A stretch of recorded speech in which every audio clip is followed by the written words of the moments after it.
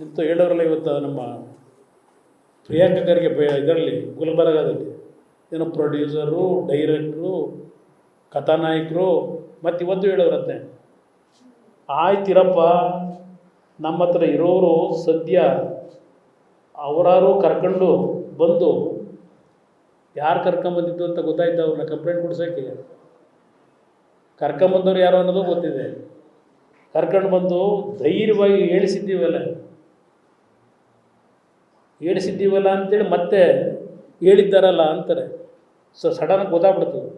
ಹೇಳಿಸಿದ್ದೇವಲ್ಲ ಅಂದರೆ ನಮ್ಮ C D Shivu ಹೇಳಿಸಿರೋದಲ್ವ, ಆ ಪದ ಸರಿಯಾಗಲಿಲ್ಲ ಅಂತೇಳಿ ಮತ್ತೆ ಹಂಗೆ ಕಂಟಿನ್ಯೂಟು ಹೇಳಿಸಿದ್ದಾರಲ್ಲ ಅಂತಾರೆ.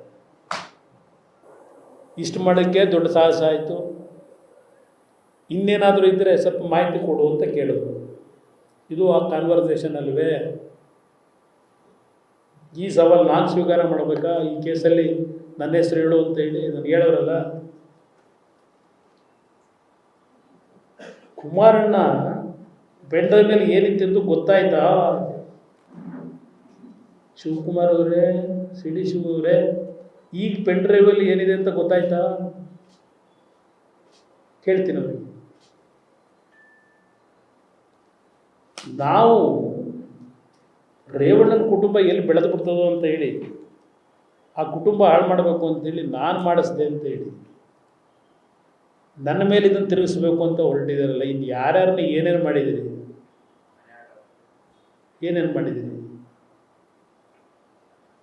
ದೇವೇಗೌಡರು ಇನ್ನೂ ಆತ್ಮಹತ್ಯೆ ಮಾಡ್ಕೊಂಡಿಲ್ವಾ? ಶಿವಕುಮಾರ್ ಅವರೇ, ತಾವು ಜೈಲಲ್ಲಿದ್ದಿರಿ, ತಿಹಾರ್ ಜೈಲಲ್ಲಿ. ನೀವು ಜೈಲಲ್ಲಿದ್ದಾಗ ನಿಮಗೆ ಜನ್ಮ ಕೊಟ್ಟ ತಾಯಿ, ನಾನು ಅವತ್ತು ಹೋಗಿ ಆ ತಾಯಿಗೆ ಸಾಂತ್ವನ ಹೇಳ್ಬಂದೆ.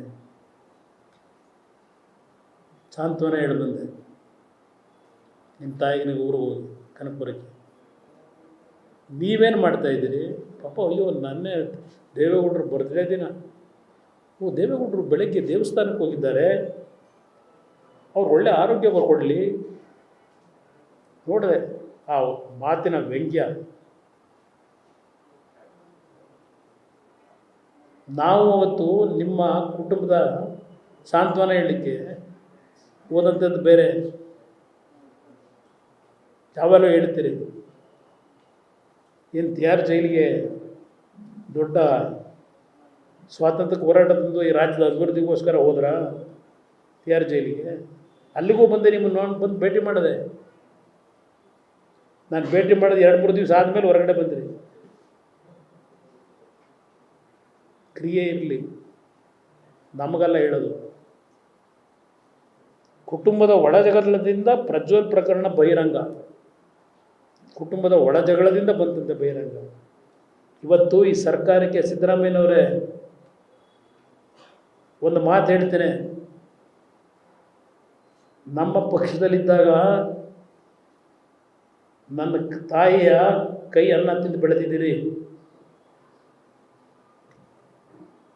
ಆ ತಾಯಿ ನೋವೇನು ಅನ್ನೋದು ಗೊತ್ತಿದೆ ನನಗೆ.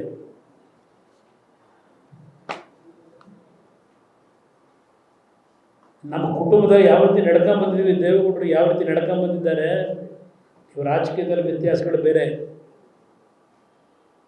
ಈ ಪ್ರಕರಣದಲ್ಲಿ ನಿಮಗೆ ನಿಜಕ್ಕೂ ಈ ರಾಜ್ಯದ ಮುಖ್ಯಮಂತ್ರಿಯಾಗಿ ಪ್ರಾಮಾಣಿಕವಾದ ಜವಾಬ್ದಾರಿಯನ್ನು ನಿರ್ವಹಿಸ್ತೀನಿ ಅಂತಕ್ಕಂಥದ್ದು ನಿಮ್ಮಲ್ಲಿದ್ದರೆ ಎಲ್ಲಿಂದ ತನಿಖೆ ಪ್ರಾರಂಭ ಆಗಬೇಕಿದು? ಯಾತಕ್ಕೆ ಇದೆಲ್ಲ ಬಂದಿದೆ?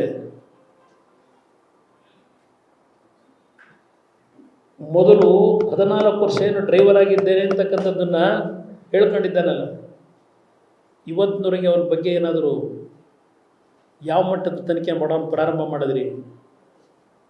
ಆ ಕುಟುಂಬದೊಳಗೆ ಏನೇನು ನಡೆದಿದೆ ಆ 14 ವರ್ಷದಲ್ಲಿ? ಯಾತಕ್ಕೆ ಈ ರೀತಿಯ ಡೆವಲಪ್ಮೆಂಟ್ ಆಗಿದೆ? ಆ ಪ್ರಜ್ವಲ್ ರೇವಣ್ಣನ ಡ್ರೈವರ್ ಆಗಿ 14 ವರ್ಷದಿಂದ 13 ವರ್ಷದಿಂದ ನನಗೆ ಗೊತ್ತಿಲ್ಲ, ನಾನು ಮುಖನ ಈ ಕ್ಷಣದವರೆಗೂ ನೋಡಿಲ್ಲ ಆ ಡ್ರೈವರು. ಯಾತಕ್ಕೆ ಇಂಥ ಒಂದು ಪ್ರಕರಣಗಳು ಪ್ರಾರಂಭ ಮಾಡಿ ಅವತ್ತು ನಡೆದಂಥ ಘಟನೆಗಳಲ್ಲಿ ಇವಂದೇನೇನು ಪಾತ್ರಗಳಿದೆ? ಈ ಪೆನ್ ಡ್ರೈವ್ ಯಾತಕ್ಕೆ ಬಂದಿದೆ ಇವತ್ತು? ಇಂಥ ಸಿಡಿ ಮಾಡ್ತಕ್ಕಂಥ ವ್ಯಕ್ತಿಗಳ ಕೈಗೆ 4 ಗೋಡೆ ಮಧ್ಯದಲ್ಲಿ ನೀವು ಏನು ಬೇಕಾದ್ರೂ ಮಾಡಿ. ಇವತ್ತು ನಾನು ಬೆಳಗ್ಗೆ ಟಿ ವಿಲಿ ನೋಡ್ತಾ ಇದ್ದೆ, ನಿನ್ನೆ ರಾತ್ರಿ ಅದೆಂತೂ ರೇವ್ ಪಾರ್ಟಿ ಅಂತಲ್ಲ ಆನೇಕಲ್ ರೋಡಲ್ಲಿ 78 ಜನ ಅರೆಸ್ಟ್ ಮಾಡಿದ್ದೀರಿ. ಇವತ್ತಿನ ಸಮಾಜದಲ್ಲಿ ಏನೇನು ನಡೀತಿದೆ ಅನ್ನೋದು ಎಲ್ರಿಗೂ ಗೊತ್ತಿದೆ. ಯಾರೋ ಮಾಡಿದ ತಪ್ಪಿಗೆ ಎಲ್ಲರನ್ನೂ ಸೇರಿಸಿ ಕುಟುಂಬನೇ ಸಂಪೂರ್ಣ ಸರ್ವನಾಶ ಮಾಡೋದು, ಇದ್ಯಾವ ನ್ಯಾಯ?